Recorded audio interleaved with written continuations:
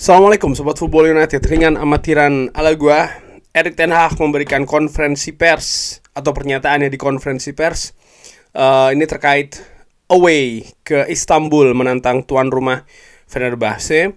Ada banyak hal yang dibahas. Langsung aja, kali ini gua nggak dari Manchester Evening News, tapi gua langsung dari manunited.com. Ada hal-hal yang dibicarakan, langsung aja gua artikan dan akan gua tanggapi secara ringan amatiran.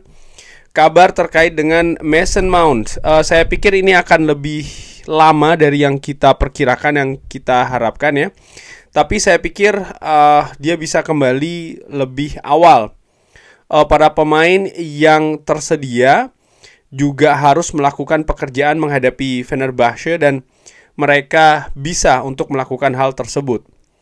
Terkait dengan atmosfer di stadion Fenerbahce ya, saya pikir kita memiliki cukup banyak pemain di dalam tim yang memiliki pengalaman. Jadi tim kita ini sangat berpengalaman. Kita pernah menghadapi situasi seperti ini yang cukup sering. Jadi saya pikir kita sangat menantikannya. Saya pikir ini akan menjadi atmosfer yang luar biasa di dalam stadion. Dan ini diharapkan bisa menjadi bahan bakar untuk tim. Dan ini merupakan tantangan yang sebenarnya. Dan diharapkan ini akan menjadi motivasi. Jadi ini sangat bagus untuk kita. Ya, bermain di Turki seperti biasa menurut gua atmosfernya selalu fantastis. Manchester United sudah pernah merasakannya ketika menghadapi Galatasaray musim lalu di Champions League, di mana ada banyak dinamika yang menarik di pertandingan tersebut. Tapi secara overall menurut gua ya, terkait dengan situasi psikis, mental musim lalu Manchester United dari sisi situ cukup bagus menurut gua. Hanya saja memang fokus dan juga konsentrasi. Dan untuk musim ini, misalnya ketika menghadapi FC Porto, di mana tekanan atmosfer juga menurut gua sangat menarik di sana ya. Tapi Manchester United mampu melakukan hal yang cukup oke, walaupun tidak bisa meraih kemenangan. Tapi bagaimana tim itu bermain, menekan di awal, membuat kejutan, hilang konsentrasi lagi, dan terus tidak menyerah, akhirnya bisa menyamakan kedudukan di menit-menit akhir. Ini menunjukkan bahwa ya secara mental, karakter seharusnya tidak ada masalah ya. Tinggal bagaimana mereka bisa bermain fokus secara lebih konsisten. Europa League ini merupakan target yang besar. Kita memenangkan piala domestik setelah Jose Mourinho meninggalkan Manchester United, tapi setelahnya Manchester United tidak bisa menang di Eropa. Ini juga merupakan target yang ingin kita raih dan kita memiliki peluang besar musim ini. Tapi tentu saja kita harus bisa qualify dulu ya, kita bisa lolos dulu. Dan ini kita butuh untuk memenangkan pertandingan-pertandingan. Ini merupakan aturan yang baru. Saat ini kita telah memiliki 2 pertandingan. Kita memiliki 2 poin, jadi kita tahu apa yang harus kita lakukan. Kita harus memenangkan pertandingan. Ya, seperti gue bahas di preview, Manchester United baru mengemas 2 poin ya. Menahan FC Porto di Portugal menurut gue ini hasil yang bagus dari sisi hasil sekali lagi. Tapi tentu saja ketika mereka gagal menang menghadapi FC Twente, ini merupakan kehilangan yang cukup besar. Dan mereka harus mencari gantinya. Dan ya menurut gue menghadapi Fenerbahce ini harus dilihat sebagai pertandingan dengan target meraih kemenangan. Dengan kemenangan Manchester United bisa memantapkan posisinya, diharapkan seperti itu ya, berada di 8 besar. Yang tentu saja bisa langsung lolos ke babak knockout tanpa playoff. Gua sih secara dengan amatiran kalau hanya untuk lolos saja ya, gua pikir dengan format seperti ini Manchester United tetap punya peluang besar untuk lolos. Tapi tantangannya adalah bagaimana Manchester United ini bisa lolos bukan ke playoff tapi langsung ke knockout, ke 8 besar. Ini merupakan, kalaupun itu bisa terjadi, ini merupakan sebuah keuntungan yang paling tidak dari sisi jadwal.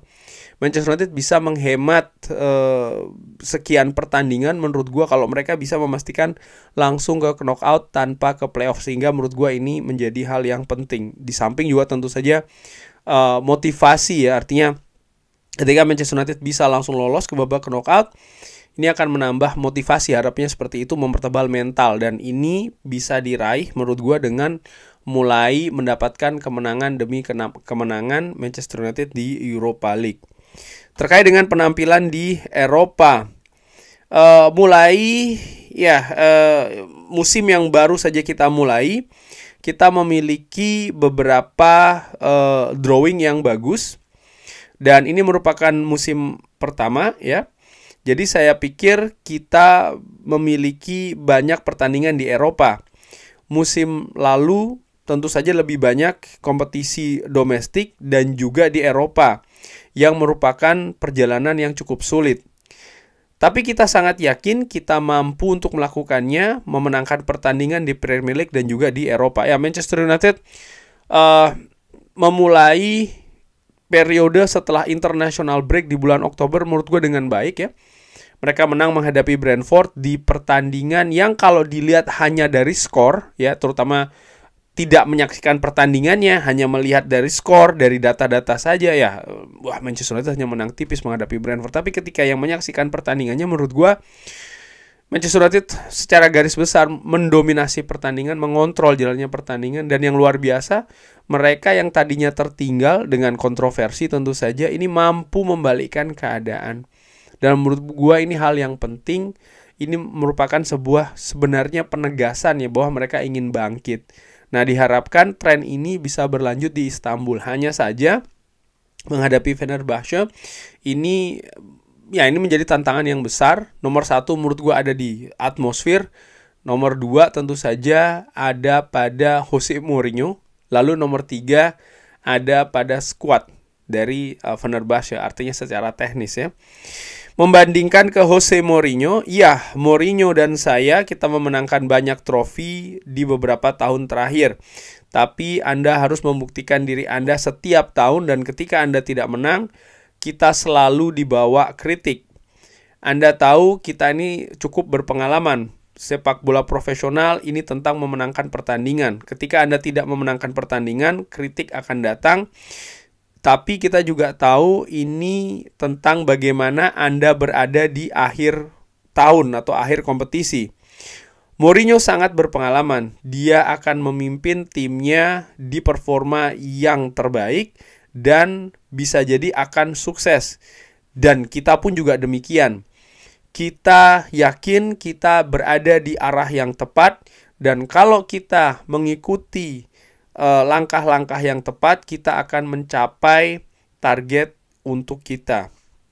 Ya, Jose Mourinho tentu saja memiliki pengalaman yang sangat luas banget ya, termasuk di Manchester United. Dan sering gua katakan ketika Manchester United merekrut Jose Mourinho, ini membuktikan bahwa ketika Manchester United merekrut pelatih ataupun manajer dengan kaliber luar biasa, ini tidak cukup, ini saja tidak cukup. Butuh support yang lain, butuh manajemen yang solid, butuh arahan yang pasti, butuh filosofi yang jelas, butuh juga sinergi yang bagus. Dan ini tidak mudah. Manchester United baru Ineos baru saja begitu ya musim ini, bahkan dari musim panas. Sehingga menurut gua tidak bisa hanya dilihat dari manajer saja, pelatih saja. Padahal Ineos juga sudah melakukan proses tersebut kan musim panas kemarin.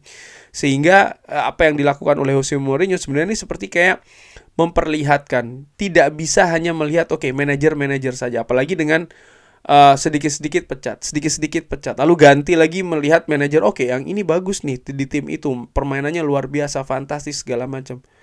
Datang ke Manchester United situasinya sangat berbeda, dan itu tidak bisa dijadikan patokan menurut gue. Saat ini yang ada ya Manchester United dengan manajemen yang masih baru, dan gua katakan juga tim kepelatihan ini walaupun dengan Erik ten Hag memasuki tahun ketiga, tapi serasa ini dalam tanda kutip seperti tim kepelatihan yang baru ya, dengan asisten yang nyaris semuanya baru ya kan, dengan kebijakan rekrutmen yang juga baru, dengan filosofi yang baru, dengan sinergi yang juga baru dengan orang-orang yang ada di manajemen. Banyak sekali hal yang baru, dan menurut gua ini butuh suka tidak suka ya yang namanya proses sih, menurut gue seperti itu. Dan terkait dengan menghadapi Fenerbahce, tentu saja ada banyak wajah-wajah yang akrab ya dengan Manchester United dan juga dengan Erik ten Hag. Dia mengatakan Fenerbahce ini merupakan sebuah tim yang bagus dengan banyak pemain yang bagus. Kita mengetahui beberapa. Fred sangat lama di Manchester United, sangat berpengalaman. Kita memenangkan Carabao dengan dia. Dengan Sofyan Amrabat kita memenangkan FA Cup, sangat berpengalaman dan juga sangat bagus di World Cup. Dusan Tadic, saya memiliki sejarah yang panjang dengan dia di Ajax, memenangkan banyak trofi dengan dia. Mereka memiliki banyak pengalaman dan juga banyak pemain bagus, dan mereka memiliki pelatih yang berpengalaman. Jadi ya, ini merupakan pemain yang sangat bagus dan tim yang sangat bagus. Kita tidak akan meremehkan mereka, kita tidak akan melebih-lebihkan mereka. Kita harus bermain di permainan kita sendiri.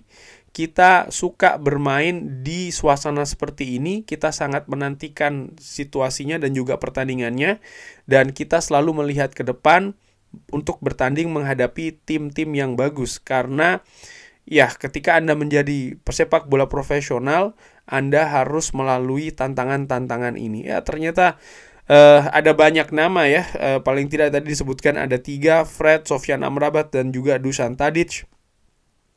Ada beberapa yang mengatakan kalau seandainya menang, ya kan, ini merupakan pembuktian bahwa Erik ten Hag melepas pemain itu salah, melepas Fred ataupun melepas Sofyan Amrabat.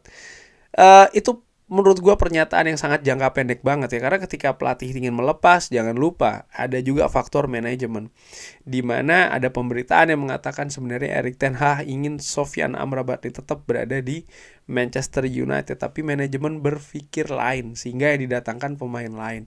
Pun juga Fred. Jangan lupa bagaimana kritikan fans ya kan bertubi-tubi musim sebelumnya. Dikatakan Fred ini begini begitu, bermain seperti ayam tanpa kepala segala macam. Seperti mengharapkan Fred itu untuk cabut dari Manchester United. Dan sekarang dia sudah cabut. Dan kalau dia seandainya membuktikan sesuatu begitu ya, lalu dianggap wah berarti Manchester United salah. Gue gak sepakat sih, karena menurut gue mungkin memang levelnya dia bermain di tim Fenerbahce ya, seperti itu, dan dia bisa lebih keluar kapasitas permainan yang level lebih tinggi, bisa jadi seperti itu gitu. Karena namanya pemain sepak bola juga kadang ada cocok-cocokan juga kan ya dengan tim. Mohamed Salah contohnya, bagaimana dia bermain di klub-klub sebelumnya sampai dia datang ke Liverpool, fantastis. Dan juga pemain-pemain lain pun juga seperti itu menurut gue. Ada beberapa pemain memang ketika tampil di sebuah tim, dia bisa pas, cocok dengan filosofi, dengan taktik, dengan keadaan klub, bisa berkembang lebih pesat daripada klub sebelumnya. Dan di situ merupakan tantangan juga ya bagi manajemen dan juga tim kepelatihan untuk bisa menilai pemain-pemain yang memiliki kecenderungan seperti itu. Terkait dengan cedera yang bukan sebagai permasalahan ataupun perhatian, ini sangat complicated, tidak pernah mudah ketika Anda tahu, tapi ya ketika Anda tahu sebelumnya, kita harus bisa mengatasi hal ini. Dan kita akan mengatasinya sebagai sebuah tim. Kita harus mengcover banyak pertandingan di waktu yang sangat pendek, dan kita harus melakukannya dengan yang terbaik yang paling mungkin. Kita harus memiliki progres. Saya pikir kita memiliki langkah yang bagus dan kita harus mengikutinya besok. Dan kita harus melakukannya lagi di hari Ahad. Para pemain menyukai bermain sepak bola daripada mereka melakukan latihan. Jadi para pemain ini merupakan cara yang paling bagus ya. Jadi ada banyak pertandingan yang akan berlangsung, dan sebagai sebuah tim ini juga merupakan sebuah keuntungan.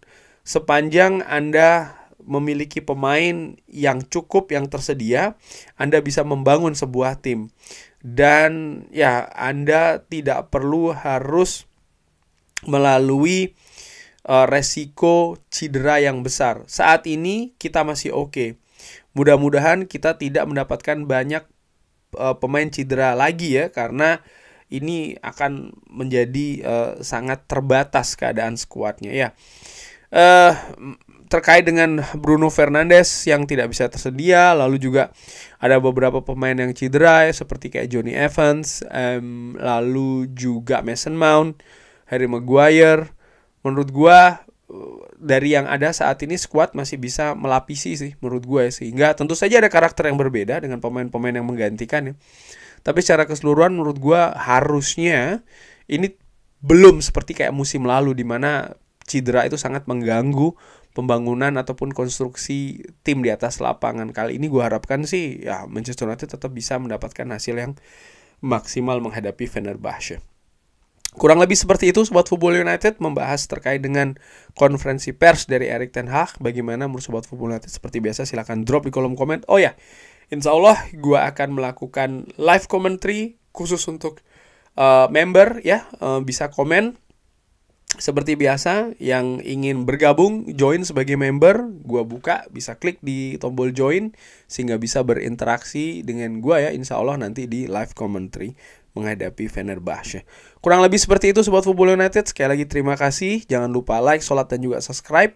Wassalamualaikum warahmatullahi wabarakatuh. Thank you.